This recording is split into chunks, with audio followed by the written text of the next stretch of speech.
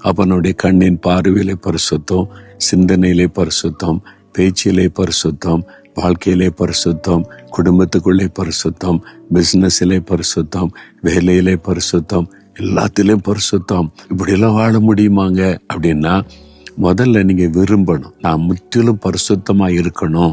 இயேசு கிறிஸ்து வரும்போது பரலோக ராஜ்யத்துக்குள்ள நான் பிரவேசிக்கணும். அந்த முற்றிலும் பரிசுத்தமா இருக்குன்னு விரும்பணும். ரெண்டாவது, அவர் நம்மை பரிசுத்தமாக்குகிற தேவன்.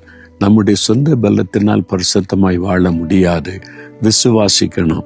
அவர் என்னை முற்றிலும் பரிசுத்தமாக்குகிற தேவன்.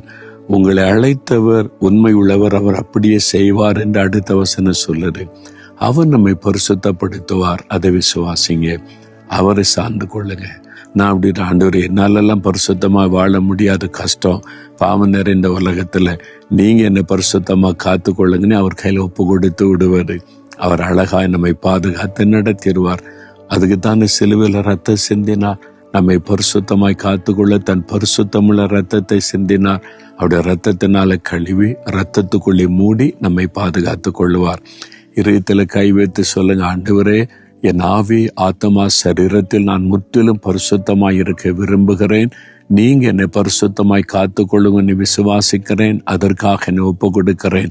இயேசுவின் நாமத்தில் ஆமேன்.